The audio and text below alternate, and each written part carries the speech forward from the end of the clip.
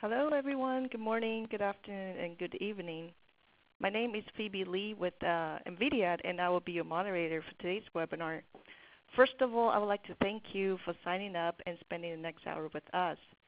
Today, we're going to take a deep dive into physically based materials and how it has been utilized in AEC workflow. So before we get started, here's a quick question we'd like to hear from you in regards to photorealistic rendering in your workflow. So let us know your answer. And for those who just dial in, please join the polling question and let us know how often you use photorealistic rendering in your workflow.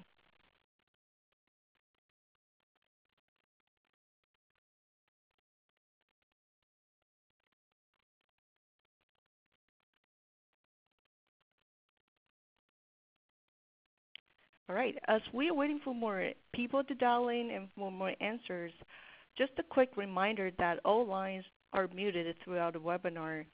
So if you have questions at any time, please enter them into the chat box at the bottom of your screen.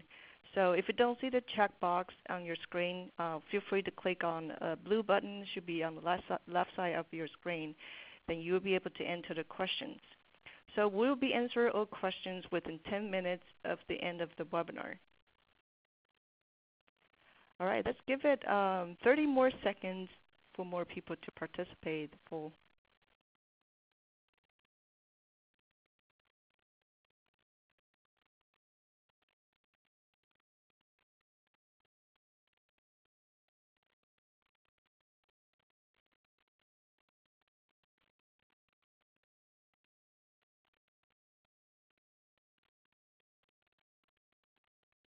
All right.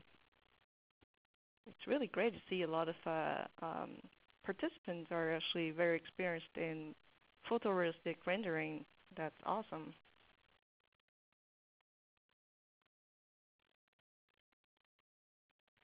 All right. Thanks so much for your answers. As I am closing the poll right now, I'd also like to introduce you the speaker today.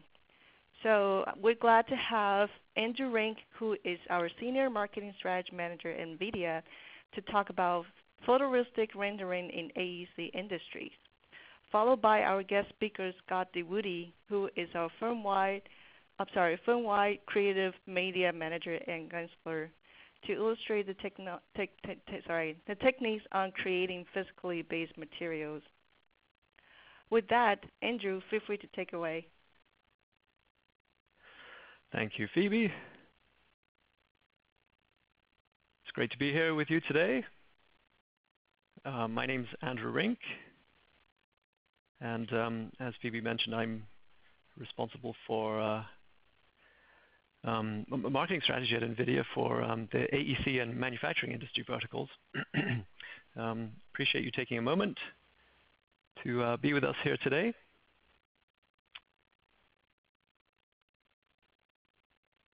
Phoebe, you seeing my first slide? There yes, we go. I can okay. see your screen. Excellent. Okay, great. So I'm actually going to try and get out of your way pretty quickly because I'm pretty sure that you're all really interested to hear from Scott DeWoody at Gensler, who's a real expert in working with physically based materials. But bear with me for about the first 10 minutes or so while I set the stage with a little background on interactive physically based rendering. So two of the major trends that are driving innovation in design are VR and photorealism. We won't cover VR in today's webinar, but keep an eye out for future NVIDIA webinars on that. And you can follow me on Twitter at AndrewRink1 if you want to get a little information on that. I'm assuming you find this webinar of interest. So although photorealistic visualization, it's been used in design for many years. I'm sure many of you have been using it. But it's typically been reserved for the end of the process, when the design's pretty much been fully baked. The reason for that is the existing technology, both on the hardware and the software side, it's been a bit difficult to use and really too slow to fit into a rapid iterative design workflow. So most designers have been using, or I should say, have been doing plenty of iteration in the service of the render to get that great image, rather than using that time for iteration during design to improve the product. So physically based rendering is not new. Most of you know about this. It's been around for quite a few years. One of the great things about it is that it simulates the physical behavior of materials and lights, so it's not just a photoreal picture. Not only does it give you accurate visualization of your design, but you can be confident that you've created a predictable design. In other words, what you see on your monitor is precisely how it will appear in real life. So while that's not new, what is quite revolutionary is the ability to harness the power of NVIDIA Iray and our GPUs to enhance design iteration using real-time photoreal visualization on the fly. So the ability to instantly see in the viewport the design decisions you make, whether it's swapping materials or making modifications to structures, but being able to see the impact of those decisions in a photorealistic environment while you work, that's very powerful.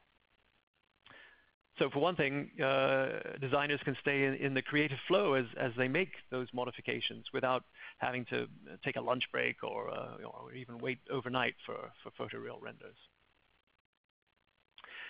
So as I mentioned, where NVIDIA comes into the picture is with our Iray physically based rendering engine and Quadro professional graphics. So Iray is simple to use, it's just like a digital camera. No need to be a lighting expert. It's super fast, so you see the results immediately and make your design decisions right then and there. There's no waiting around for final renders because you're always working with a final render. And then the Iray rendering engine, it's tightly integrated into many design software tools, and I'll touch a bit more on that in a moment. And finally, ray tracing, extremely computationally intensive. So GPUs are ideal for this type of computing, allowing for many design iterations in a time it would take to do a single equivalent render on a CPU. So let's take a look at Iray in action. Here we see an architectural scene captured in a photo next to the Iray rendered model. It's practically indistinguishable, right?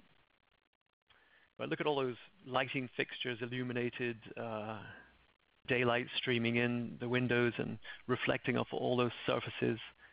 So let's have a look at which is the CAD model. So the one on the right, billions of calculations to render that. So Iray is built on CUDA. That's NVIDIA's massively parallel supercomputing programming language. But you don't need a supercomputer or top-of-the-line CPUs to use it. It runs with extremely high performance on the same Quadro graphics cards that you already use to power your professional CAD applications.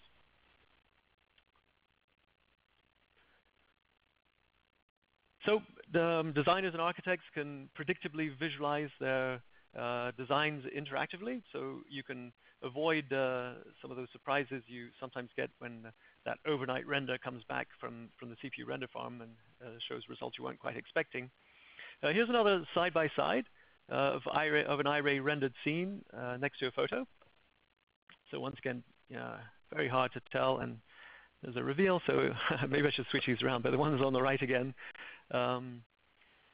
So you can imagine changing materials while you're working there, changing the kind of wood in your scene, and then instantly seeing in the viewport the impact that decision has on your scene and how it's predictably going to look in real life. So that's very powerful. And then so it enables you to detect those errors early, and that helps reduce the number of physical prototypes you end up building, which of course saves a lot of time and money. And then when I say enabled by the Iray ecosystem, let's consider that Iray is natively integrated into numerous widely used CAD tools, including some that use an AEC space, such as 3ds Max, and Substance Designer from Allegorithmic.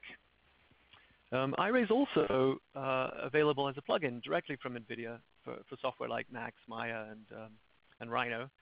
In addition, you can take advantage of Iray Server, a distributed rendering software which speeds up render times even faster. So Iray Server gives users the ability to harness the power of other Quadro-equipped machines on your network to further accelerate rendering speed. There are two modes. So there's queued or batch rendering.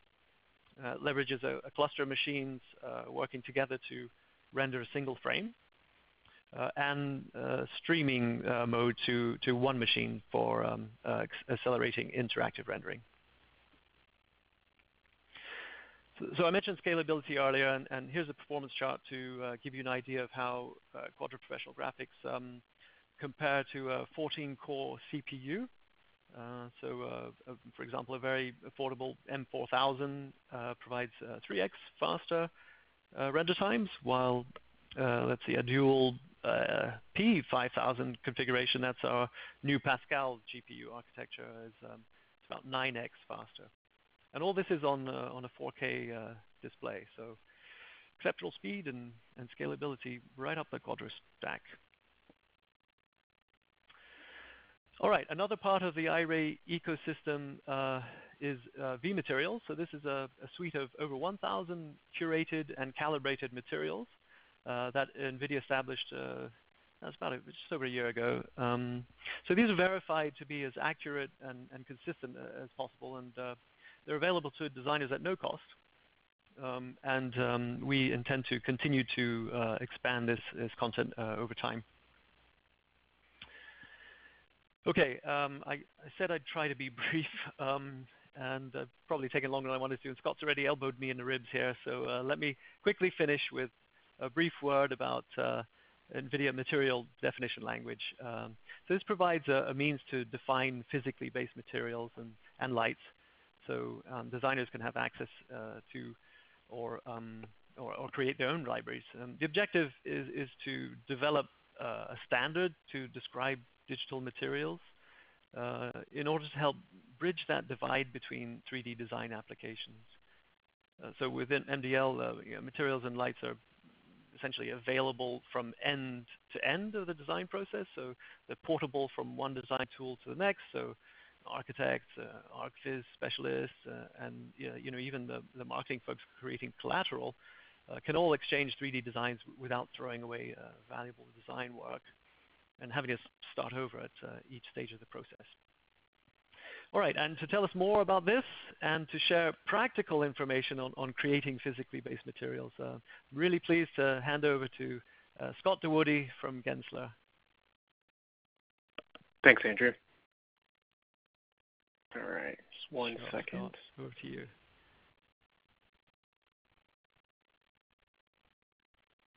I think that's correct. Okay, everyone see the first slide? We're good to go? Yes, I can see your slide. All right. All right. Thanks, everyone, for joining today. Today, I'm going to be covering practical workflows with physically based materials.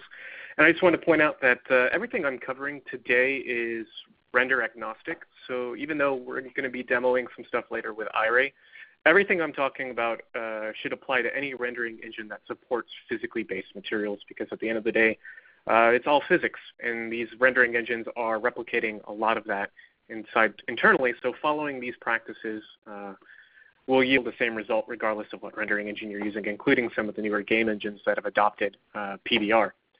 So with that being said, we're going to start with some basics, kicking off with linear workflow, and then I'm going to dive into a few little live demos to show some practical use cases and how to put some of this stuff together.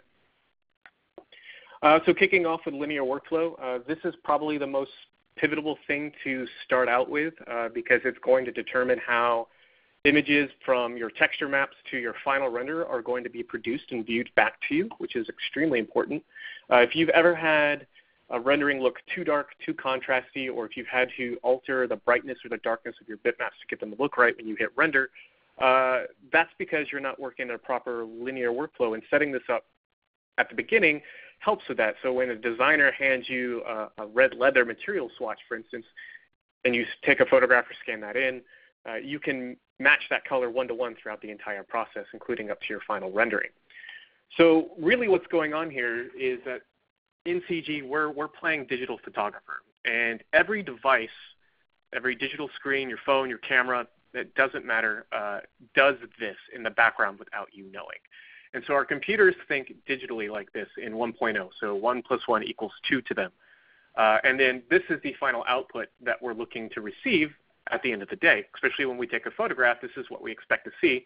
We actually don't expect to see these two. Now, what's going on behind the scenes is that when displays were being first created, they couldn't interpret light and color like a computer could. And so engineers had to create something that was called Gamma 2.2, which is this curve here. And this is technically what your display is doing to an image before it's displayed back to you.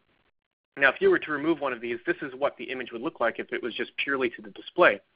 So what ends up happening is that on your hard drive, an image is actually getting an inverse curve to that, which is 0.454, and that image actually looks like this. So when you add the two together, these two lines essentially cancel each other out and equal this line right here. Now, I'm not going to dive too much more into this because we could spend the entire talk talking about the science behind this, but I've broken it down to a few things that you really need to take away from this. First things first is that you need to enable Gamma 2.2 inside of 3D Studio Max or the DCC of your choice, depending on what application you're working with.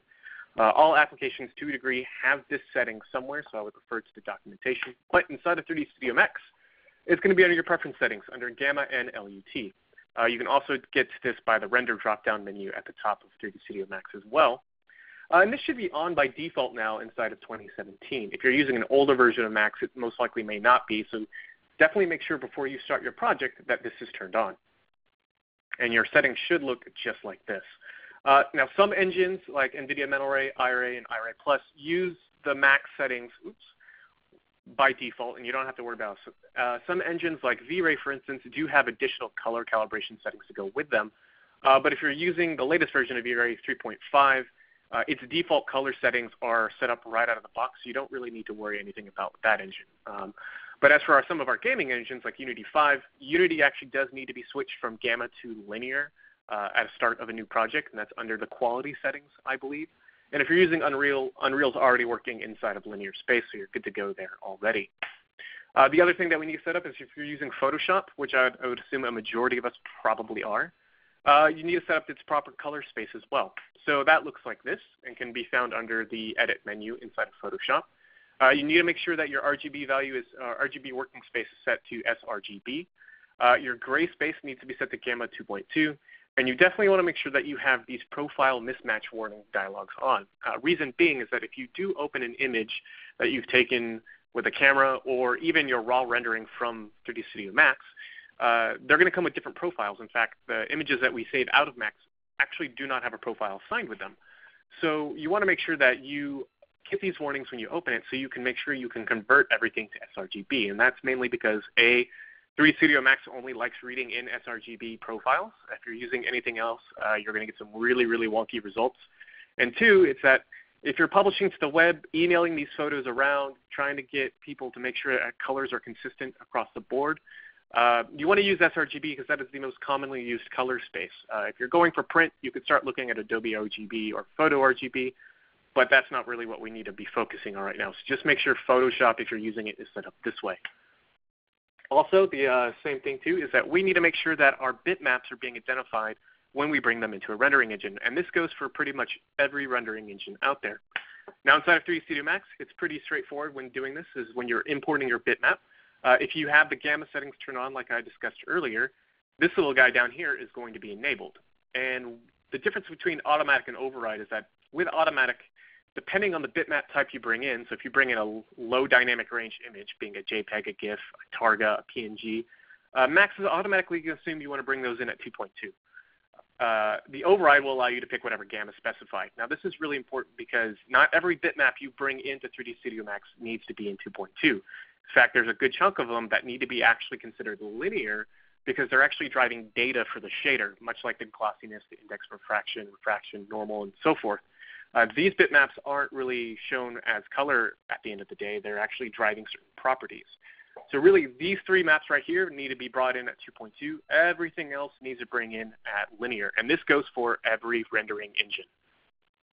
And even to point this out a little more, when we get into Substance Designer is actually going to handle the gamma inputs of the bitmaps you're working with automatically, as will Unity. So if you plug something into the albedo or diffuse slot, it'll automatically assume it's at 2.2. If you plug in something in the glossiness slot, it'll actually assume it needs to be linear. Unreal Engine does not do this. When you bring an bitmap into Unreal, it's assuming that it needs to be an sRGB. So if you're bringing in a normal map, you need to go into the texture properties of that normal map and disable sRGB. So just a few little key pointers there. And the last thing to note is that colors and values need to be converted when moving between sRGB and gamma-corrected sRGB. What that means is that when you're working in Photoshop and you pick a color and you want to take that color directly into 3D Studio Max, they're not going to match. Notice these are pretty much the same RGB values, but the color is completely different. That's because, again, we're playing with the gamma curve inside of 3D Studio to make sure everything is aligned properly when we hit render. To help do this, I've got some equations for you. If you're like me who doesn't really like to do math, don't panic at this slide. Just take note of it, write it down on a sticky note somewhere, and put it on your desk because these are really, really important. But thankfully, inside of 3D Studio Max, there's a numerical expression evaluator. So when you're inside one of these little RGB slots and you hit Control-N on the keyboard, this guy will pop up. And then you can type in the equation, and it'll give you the answer and actually even paste it into the slot for you, which is extremely helpful to help do that. All right, moving along. So material workflows. There are three main material workflows in CG. We have reflection glossiness, we have metal roughness, and we have specular glossiness. Now, the reflection glossiness is probably what a majority of us are used to working with if we're working with a ray trace engine like iRay or V-Ray, Metal Ray, and so forth. The metal roughness workflow is extremely new, probably in the past year or two, maybe 3 years now, but it was pretty much adopted by the gaming industry and has been started to adopt by a few other ray trace engines like Redshift and the Autodesk Ray Tracer, or ART, that is inside of 3D Studio Max 2017. And then the specular glossiness workflow, this one mimics a lot like the reflection glossiness. There's a few minor differences, but what we're really going to focus on today is this guy right here, the reflection glossiness, and also the metal roughness, because we're actually going to be working in metal roughness inside of Substance Designer, and then either exporting out MDLs that way or converting the metal roughness into reflection glossiness. And we'll cover that a little more in a little bit. And so let's talk about the material types in the world. Now, there are essentially three material types, but we're only going to focus on two. And the third one is a gemstone, but the main two we're going to focus on are dielectrics and metals. And you can pretty much come down to, if it's not metal, it's a dielectric. The difference between these two materials are that dielectrics are terrible at reflecting light and absorbing energy. In fact, light will be either absorbed or reflected. Reflected light will contain the color of the light source that is reflecting, and then the actual color of the material comes from light that is absorbed and then escapes the material. This is really important because the metals are the exact opposite. Metals are really good at conducting energy. So what happens is that they absorb all light, but only reflect certain colored wavelengths, and that color essentially is what becomes the color of the metal. And this is going to be really important when we start breaking down the different material slots, because when we start talking about diffuse properties, metal in the diffuse slot needs to be pure black because the color, again, is coming from the reflection. And we'll touch base on that in a little more. As I said, we're going to jump into material properties now. There are three main material properties that every single material has, and that is going to be a diffuse property, a reflection property, and a glossiness property. Every material has these. Now, there are a few other material properties we'll talk about quickly, but we're going to focus on these main three because these are what you really need to consider when designing your materials. So for best practices for diffuse is that you really want a really nice, flat, even-looking image when it comes to color. This being because you don't want any shadows and you don't want any lighting information, because the rendering engine is actually going to handle all of that for you, especially when you start combining normal maps and displacement maps. You want a nice even-looking image too, or value-wise image, because the value of the image you're working with is essentially how much light is going to get reflected back into the scene. And this is really important because something that's really, really white or has a very high value is going to reflect more light than something that's black because black absorbs light. So as you move through that grayscale, keep in mind that there are certain things that have certain color values, which we'll touch on. But also just make sure that your maps aren't very contrast looking and they're not very dark. I mean, it should be a very, very even lit looking bitmap. Talking about the values, though, here are some known values that have been determined by Sebastian Lagarde. I got these values from his blog. This is definitely a recommended reading for everyone. And I'll actually post some links on my Facebook page for more information on a lot of this stuff, because I am giving a pretty broad overview today on some of this. But when designing materials, especially if you're going to be maybe hand painting materials yourself, I like to use the HSV color pickers because I can set a specific value and then go ahead and slide my saturation and value hue around to kind of get the color I'm looking for. That way I know I'm sort of staying in a known range. If you're working with photos or creating maybe a more complex image inside Substance Designer, you can go ahead and take the average inside of Photoshop by taking your histogram and setting it to luminosity and checking out the mean. Notice that this wood bitmap averages 125, which is pretty good. Now, if you are photographing materials, I highly recommend using a Macbeth color chart, because this guy will help calibrate your colors to known values. And this is really an industry-wide thing, especially inside of photography, that this is the photo I took outside and on a nice, really overcast day. But when I corrected it for the white balance and all of this, this is actually what everything looked like to me when I was outside. And that's because these are all known values, and they're industry-wide. And so here are those values. Not that you really need to know them, but I just wanted to show them out to everyone. And what we'll do later is that we're going to take some photographs, and we're going to go ahead and calibrate them using this chart. So that way you know your colors are essentially one-to-one on your screen. I also want to note that color calibrating your screen is also highly recommended in this workflow. Now let's talk about reflections a little bit, because this is where things get a little more complex. Every material in the world is reflective. Even if it really doesn't look like it is to a degree, there is some reflection. And there are two main properties that drive reflectivity for materials, especially inside of dielectrics in CG. And that's going to be the index of refraction and the reflection color. The index of refraction is going to control the intensity of the reflection of a material when we look directly at it at 0 degrees of viewing angle. The reflection color is actually going to control the intensity of the grazing angle of the reflection.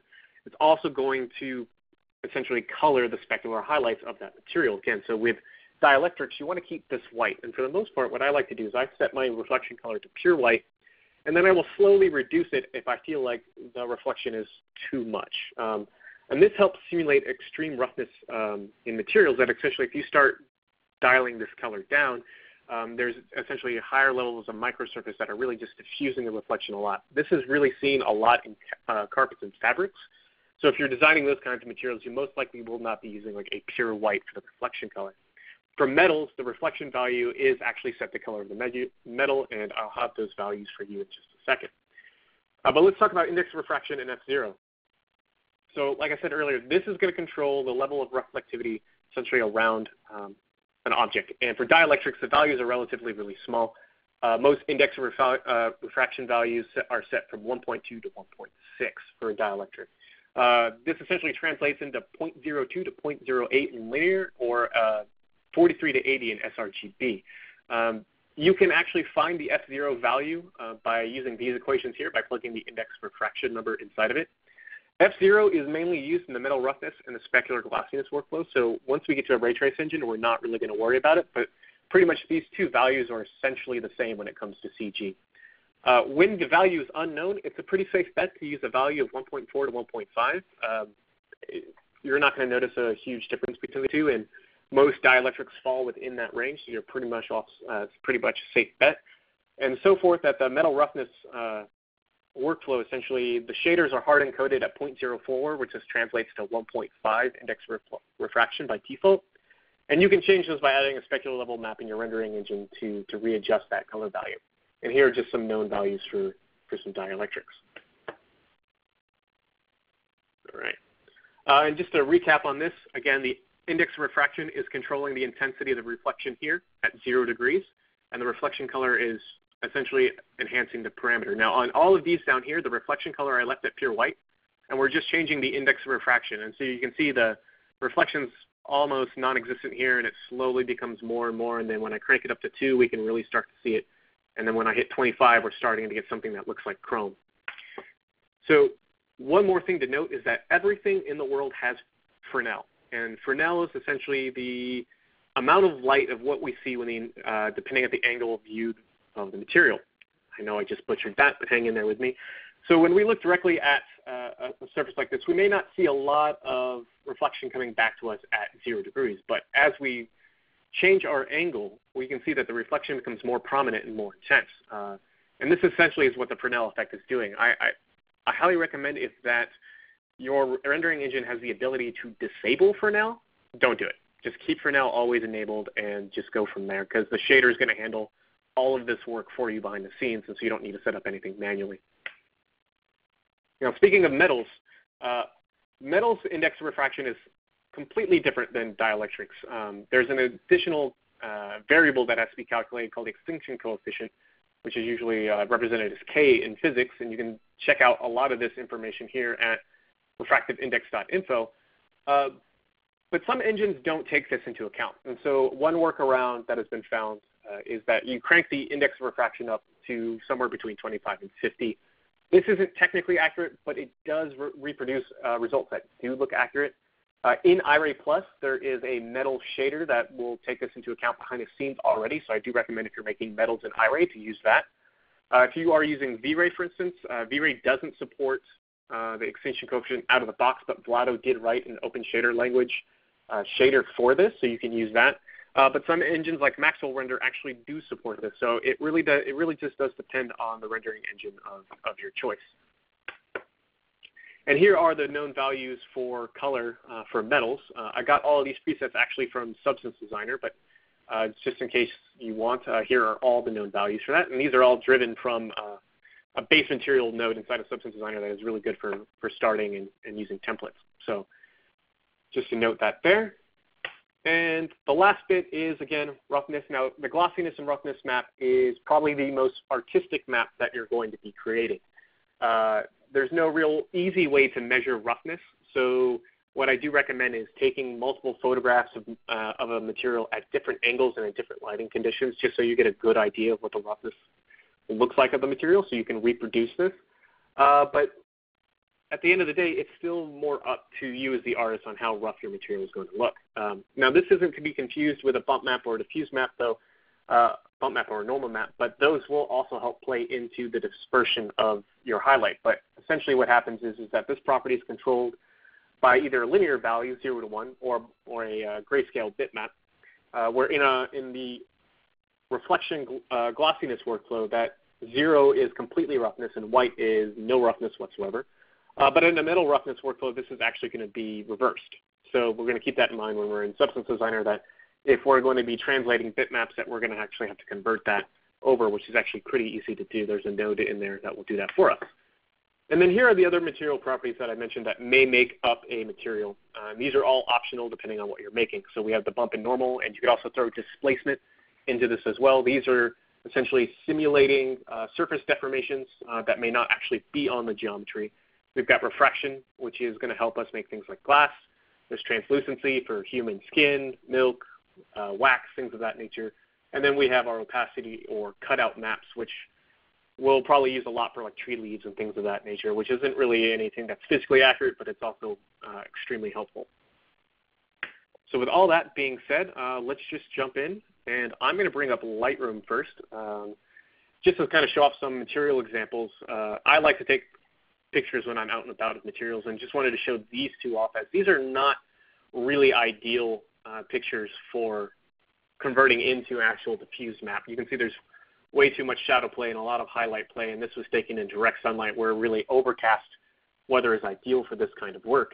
So you can see here I was on a beach now, and this was a nice overcast day, so there's not really any hard sunlight or shadows on this, especially here with this rock too, is the same way. So there are methods and applications like Algorithmic actually has an application called Bitmap to Material 3 that will actually help take photographs and generate the additional bitmaps around them, including the diffuse and albedo map, which they have some tools that will help remove highlights and shadows, which is extremely helpful if you wanted to go this route by using a photograph. And then just showing off some other photos during my travels. instances where this wouldn't be ideal. And for the most part, I don't typically use photos anymore in my workflow. I actually end up building everything in Substance Designer. And for those of you who aren't familiar with Substance Designer, it's a procedural node-based application that will allow you to design physically based materials all from mathematics. And this is really great because let's say you're given a marble sample that's this big and you have to put this on like 100,000 square feet of floor. This little guy isn't really going to cut it. It's going to look really terrible. You're going to spend a lot of time creating variations in, say, like Photoshop with the clone stamp tool. Where in algorithmic, in Substance Designer, you could regenerate all of this noise, this marble look, and procedurally regenerate it in like thousands of different variations if you needed it, which is really great because I don't know how many of you have experienced getting like little leather swatches like this before and then having to come in here and crop this out and then make it tile and clone stamp it in Photoshop like that. That stuff used to just drive me up a wall, and now with learning Substance Designer, I can actually make this extremely easily inside of that and have it tile and repeat almost perfectly, and I don't even have to worry about it. So we're going to look at some of that. First, though, I do want to touch on some of the color calibration that we talked about. So while I took pictures of all of these material samples, I took a picture of the chart in the same lighting and the same exposure, which is key. At this point, you don't want to ever change your white balance after shooting this, and you really want to keep your lighting and your exposure consistent throughout the shot. Now, you can do this with pretty much any kind of camera, though I highly recommend using a camera that shoots in RAW because you're going to get better bit depth from that than shooting it, let's say, with your cell phone and just working with an 8-bit image there. But what we're going to do here is we're going to right-click on this, and I'm going to go to Export, and we're going to export a DNG file. Just have it think for a second. I'm going to drop this right here in my demo folder. I actually already have it here, so Lightroom's probably going to yell at me saying, hey, you've got it. I'm just going to click Overwrite. And we'll see Lightroom does the one export up there. Next, I'm going to open up an application called DNG Profile Editor. And this is from Adobe, and it's free. So you can just go ahead and Google DNG Profile Editor, and you'll be able to download this for Mac or Windows, depending on your platform. And we're going to open that DNG I just saved.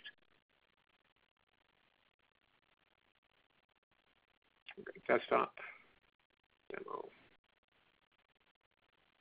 And there it is. So we'll click Open. All right. Once we have our image open, we're going to come over here to the Chart tab. And notice now I've got these 4 little dots, and this chart's upside down. So I'm just going to move these dots into place. Match their color. There we go. I'm going to click Create Color Table. Adobe does its thing. Click OK. And there we are. The only other thing we need to note right now is this number right here. This is our white balance, and we're going to have to plug this in back into Lightroom manually, but that's okay. So once we got this set up, we're going to do File, Export, Profile. I shoot with a Nikon D600, so that's why it says that right there. And just save it in the default place right here. I already have it set up, so I'm just going to go ahead and click Cancel, and then we're going to flip back to Lightroom. Now, if you had Lightroom open when you do this, you're actually going to have to close Lightroom and reopen it. But for time's sake, I have everything set up already. So I'm just going to go ahead and select all of these images that are in this set, like so. And I have auto sync turned on, so thankfully Lightroom is just going to do this all at once for me. So I'm going to go over to the Develop tab.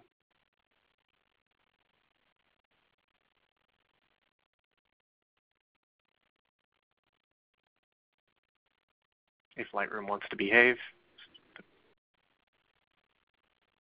There we go. Turn off that.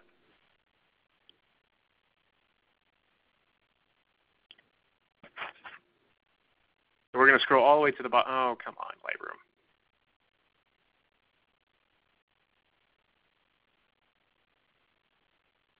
We're going to scroll all the way to the bottom to where we have camera calibration. I'm going to switch this from Adobe Standard to the NVIDIA demo color profile. And you'll notice all the colors just switched. Just get rid of this. That's annoying me. And we'll come back to this guy real quick. And I'm going to scroll all the way back up top now. And we're going to take that number, which was 2750 plus 14. So in our white balance, we're going to type in 2750, and we're going to type in plus 14. Oop, not plus 150. No, that's not what I wanted. There we go. And now all of these images are actually color calibrated perfectly. And so you can see all this is what the sample really now looks like, which is a good way to reference color once we sort of jump into Substance Designer. Now, I was going to show some other things, but Substance Designer 6 just came out last week, and they introduced some new photogrammetry tools. And so I was really excited to play with this because photogrammetry is becoming more and more popular these days. So I'm going to kind of show this leather material that I ended up scanning in through some photographs and how that process kind of came to be. So I'm going to switch back over to the library, and I'm going to go to this like scan leather folder I have. And let me just flip back to develop again. All right. And so to kind of show you what I did, and these images are sort of already edited, but let me come back down here. So I put this leather sample on the floor, and I've got a tripod that has my camera mounted horizontally looking straight down at it. And once I had that set up, I didn't touch the camera. I tethered it to Lightroom in my computer so I could trigger it from there. And then I have a remote trigger flash off camera up here at the top, and ended up moving this flash 90 degrees around the texture. So you can kind of see that here with these other ones. So the flash is now to my left, and then now the flash is on the bottom side of the texture, and the flash is on the right. And thankfully in Lightroom, so by not moving the texture at all and not touching my camera, everything is going to line up perfectly. So in Lightroom, I can actually I can select all 4 of these and crop around a specific area, and everything is going to line up, which is extremely, extremely important when doing this, because if you have any motion or blur, things don't line up, the texture isn't going to read properly when we bring it into Substance Designer. The last thing I did, as you can see, is I desaturated everything, and then I'll export these out as JPEGs, for instance, and bring them into Substance Designer. So let's jump over there. For those of you who aren't familiar with Substance Designer, this is the overall UI. It's, like I said, it was a procedural node-based application, so this is your main workspace up here. We've got our 2D view, which shows the bitmap that we're working on, or the node that we're working on, and then we've got a 3D view to sort of show the representation of the material. And really, I pretty much just brought those. Oops, that was not what I wanted. Get rid of that. I just broke everything. That's awesome. I brought these nodes in and these images in, connected it to this multi-color equalizer, which equals out the lighting, and then you start generating your albedo and your normal map. And using some other nodes, we got to a diffuse map. We got our nice albedo node. There's not really like a lot of light and shadow information. We were able to generate a normal map from that. I've got the glossiness map, which again is sort of the artistic version, so you can see it kind of break that off in this chain here. And I can edit that, and I have sort of this like levels node right here, and so you can see if I want to make this maybe a little more or less glossy, I can actually crush that a little bit, and we can make that a little less glossy. If I really want this matte, I can actually bring a lot of that in, and so you can really get a lot of nice control here in terms of your different bitmaps. And then we've got the metallic map, which is just pure black because this is not a metal. And then I've got my specular level input with this nice little PBR dielectric F0 node, talking about F0 again, and I can set my custom index reflection. And I just left it at 1.5, but you can sit here and actually change that, and you can see how that's sort of changing the material here. I'm not going to go too much more into this workflow. There is a nice new template. So if we were to do file new substance, there is a scan processing physically based metal roughness template that you can use, which is what I used for this. There is a wonderful YouTube video on Algorithmic's channel breaking this entire process down. I've got a few other things I want to cover today, so I do recommend going and watching that because I watched that video essentially to recreate this, and even there, they're making a leather material, so it's a good practicing bit. And I think they have their resources available on their website as well. And so I did the same process for this fabric. And so if we click View Outputs, so here's another fabric material, and again, it was the exact same process. If I jump over to Lightroom here, here's that fabric before any of the editing.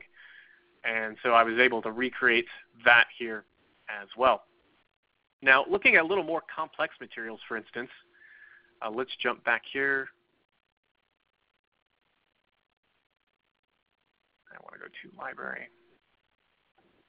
I found this really, really unique diamond pattern material, which was the material that we saw in my intro slide of the of the presentation. And this material was really cool because depending on the angle you held it at, different diamonds essentially were glossy and some were matte and reflective, and it was that the fabric shimmers really, really well. And to capture that even through photogrammetry, I would assume would be extremely difficult. And so this is really where the power of Substance Designer really starts to come into play. So just to kind of show you this material, here's the actual sample I used. And it's this nice little pattern. There's a little offsetting to it, and we see these little grooves. And these grooves are essentially what creating the different level of reflectivity depending on the angle we're holding it at. And you can see that a little better when I start to change. You can see some of these diamonds are dark and some are a little brighter. And it was just a really, really cool fabric. And so in Substance Designer, I went ahead and recreated this. I'll take a look at that graph. And here's my albedo map that I was able to generate. And then I was also able to generate a normal map from that. And here's my glossy map. And this is all made without any photos being brought in. This is all mathematical through Substance Designer. So you can see I start with a polygon shape, and I turn it into a diamond, and then I feed it into this tile generator. It wants to show up. Let's see if I just reduce that a little bit. There we go. Feed it into a tile generator, and then I can start doing things like edge detecting to create the border part, and then I can dynamically recreate masks to help control the grooves essentially that I made that I can then offset. And this isn't going to show up too well because we're at a low resolution. But case in point, like I was able to recreate this material all procedurally, which is pretty amazing. Because to do this in Photoshop, to take this in and then photograph this straight and try and crop this and paint it, I mean, it would take hours, and I probably did all of this in an hour. So it was huge time saving. And then not only that, I could create a pattern switch if I want. So I had different patterns that I wanted to feed through this. I could create multiple patterns and then create a switch node and toggle back and forth between them. Now, the beautiful thing about creating your materials in here is like you have multiple ways to get them out now. So for instance, if I wanted to take this material into Unity or Unreal or even Stingray now, I can just publish a Substance file by right-clicking on my graph and doing export. And I can just click and drag those into that engine, and my material is good. On the flip side, if I want to take this into something like metal ray or I-ray or V-ray, we can convert those bitmaps because, like I said, we're working in a metal roughness workflow. So all you need to do is create a new graph, and you'll click and drag your original graph in here, which is this guy. And then you want to pick a base color metallic roughness converter node. Once you have that, you'll switch it to V-ray. And there are a few other presets in here. Corona's got one. Redshift has one, but Redshift has moved to a metallic roughness workflow in their engine. So you can actually just straight up export the bitmaps from the first graph if you wanted to. Oops. So you could just do export up here, which is where that's found, export outputs, and just use these outputs right in Redshift if you're so inclined to do so. Now, otherwise, I just recommend using the V-Ray preset if you're going to Ray Trace engine, only because it's really going to spit out the bitmaps you need. And so as we can see, we've plugged that in, and now it's converted my diffuse. I now have a reflection map, which is a solid color. I've got my glossiness map, which is no longer roughness, so it converted my roughness output into glossiness. It gave me an index of refraction map as well. And then I just had to create an additional node output for normal and height. If I want to use displacement, that's what the height map is for. And then we just export our outputs into PNGs, JPEGs, whatever you're looking for, you can do that here.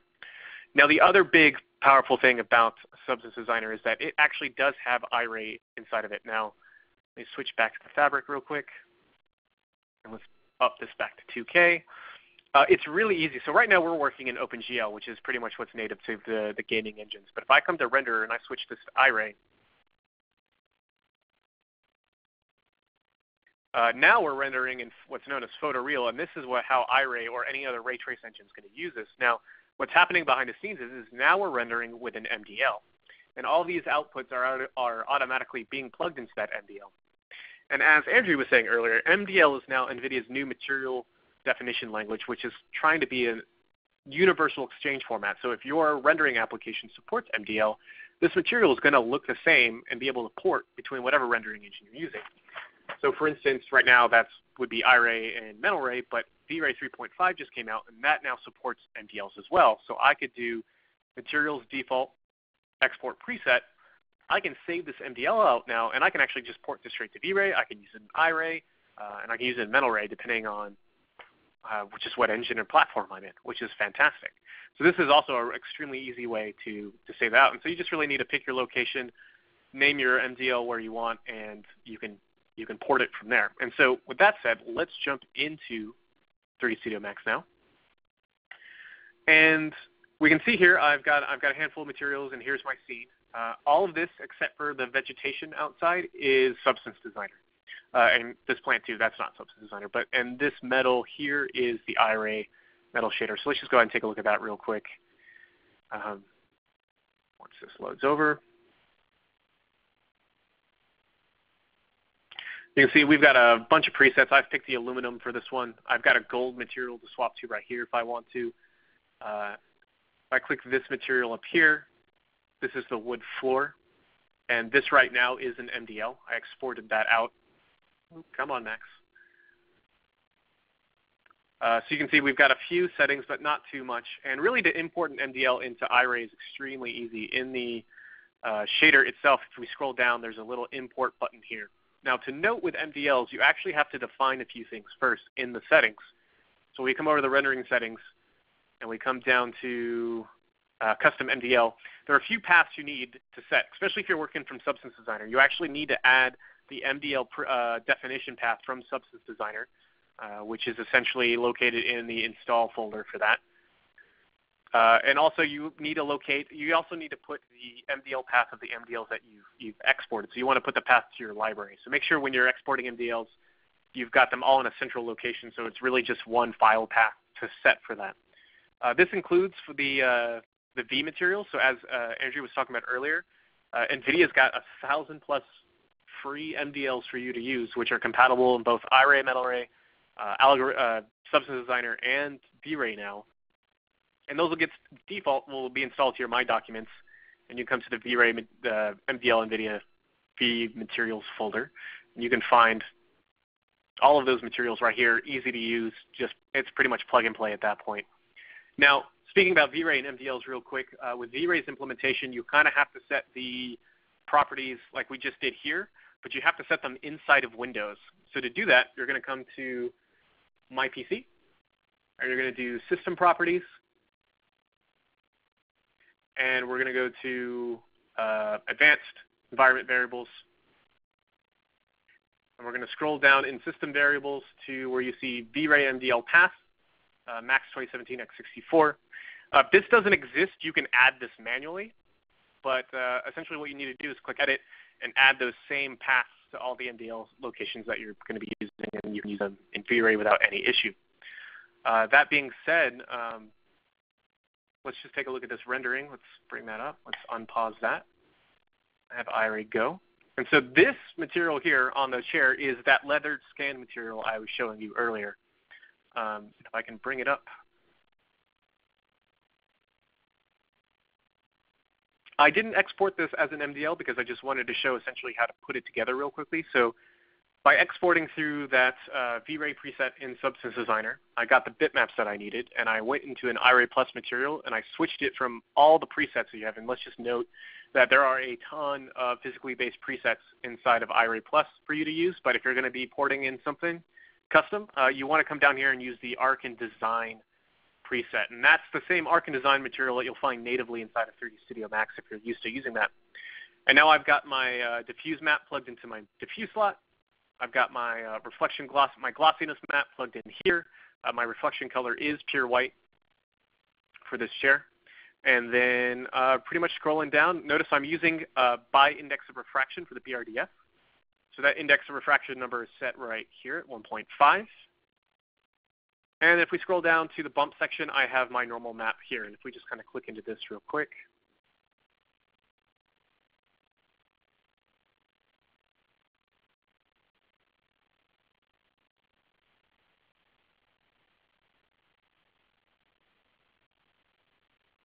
Notice I'm using a normal bump node inside of Max, and then inside of that node, you'll add the bitmap for the normal map there.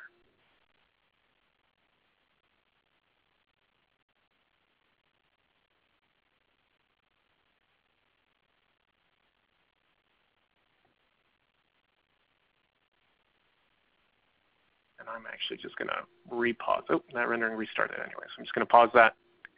And just to kind of show what I was talking about earlier inside of that linear workflow, if I come in here and I repick this bitmap, notice that I have the override set to 1.0. If you don't do this, your normal maps are always going to look off. So if you ever accidentally do this, and I actually do it all the time, you hit render and your normal map looks weird, come back in here and make sure that override is set to 1.0. And with that being said, I think it's time for any questions that the users might have. I know we're coming up on time. I'm actually going to stop sharing your screen. We can always come back to that later.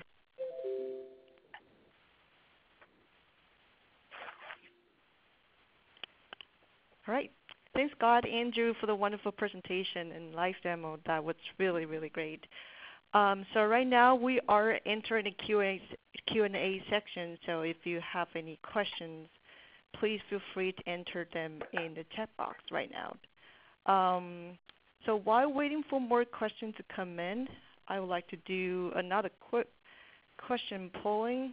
So moving forward, we were trying to host more webinars targeting the AEC industry for different topics.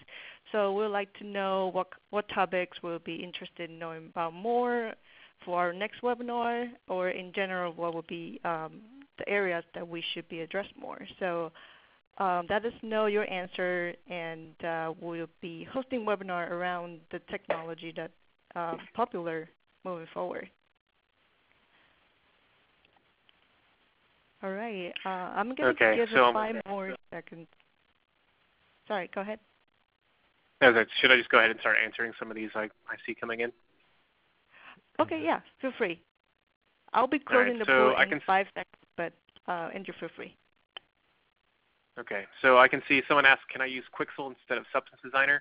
Yes, you can. Again, as long as you're sort of following some of those basic sort of theories I was talking about earlier in the presentation. Yeah, you can use Quixel, because I know Quixel is also physically based, along with their mega scans, which are pretty amazing. So yeah, you can use that. Any good books on science I can recommend? Books, no. Websites, yes. And I will post a ton of links on my Facebook page. So if you want to find me at Scott DeWoody Digital Artist on Facebook, I'll post those up after this presentation, so you guys can take a look at those. There's a lot of information out there on the web, so I'll try and curate that a little bit for you. Eric asks if from a photo you're creating a new material using photos to only create a pattern. If you're talking about the scanning of the leather material, yes, I was essentially lighting and using only the grayscale data to essentially generate that the leather texture. For the sort of diamond pattern, I was just using the photos as reference, and I actually had the material in front of me as well, and I was just sort of generating that by eye in a sense. And then exporting your bump maps using the black and white setting in Photoshop.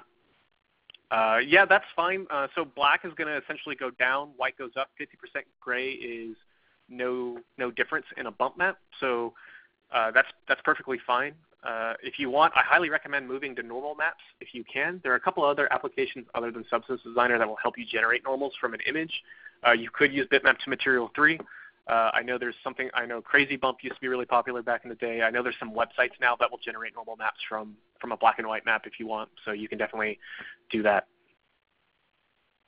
MDL for Maya Mental Ray Render. I believe so. I'm not a big Maya or Mental Ray user, but I do believe if you're talking about the latest version of Mental Ray that just came out, that NVIDIA produced, I would be very surprised if MDL was not supported, so you should be good there.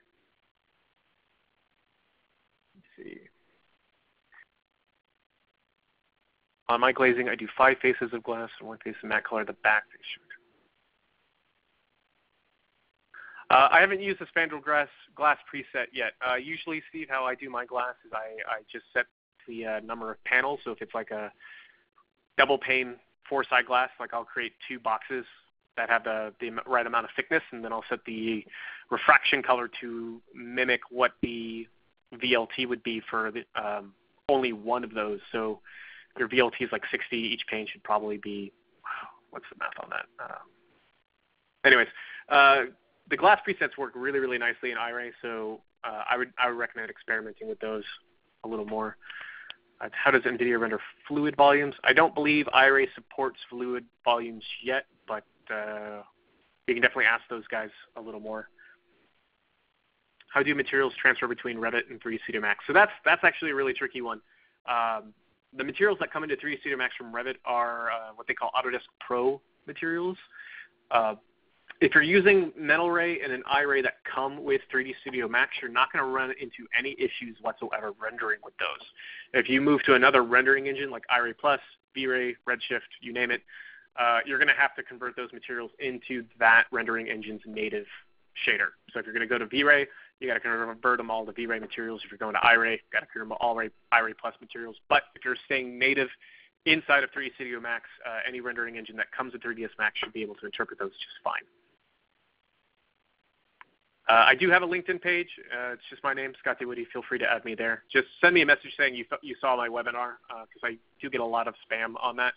So I don't invite everyone if I actually haven't met you, but just put in the comments somewhere that you watched the webinar, and I'll link you on LinkedIn. Best practices for using V-Ray materials in 3ds Max and going into Stingray. Yeah, that's going to be tricky too, because Stingray doesn't really natively read V-Ray materials, so most likely you're going to have to recreate those materials inside of Stingray.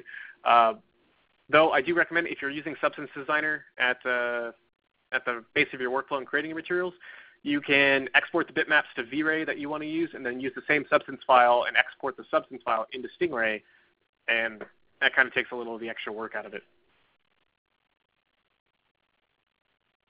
My website address is my full name, scottdewoody.com. It's going to actually pull up some of my photography work, because I tend to do a lot of that on the side. But if you do go to my website, all of my social media links are at the top, and you can find me there.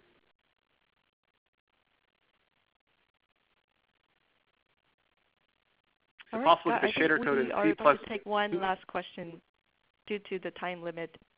Okay. Well, this last one says, I'm not too sure about taking the shader code into C++.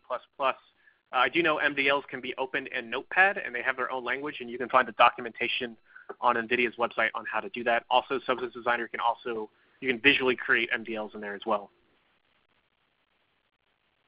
I don't have any experience scanning humans yet. Sorry.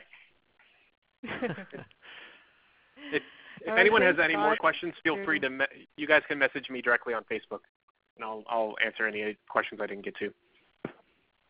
Great job, and we'll Scott. be sending out the presentation as well as the recording. And I also like to include the contact that the participant will be able to reach out to Scott, so that everybody will, if they have any questions, reach out to us or to Scott directly after the webinar. All right. So before we close in the webinar today, one more thing I would like to share with everybody. So we will have annual GPU conference every year. So this year is May 8th to 11th. So in this conference, we'll be sharing a lot of information on the technology powered by GPU, such as VR, such as deep learning, AI, and of course a lot of rendering technology as well. So if you're interested in knowing about more technology from GPU, feel free to go to visit this website, and it's great that you can sign up to join this event. Now you will get additional 20% off if you sign up at this moment. All right, this concludes today's webinar. The recording, again, will be available to you via email in the next couple of days. I hope you enjoyed the webinar, and thank you so much for tuning in. Have a great rest of your day.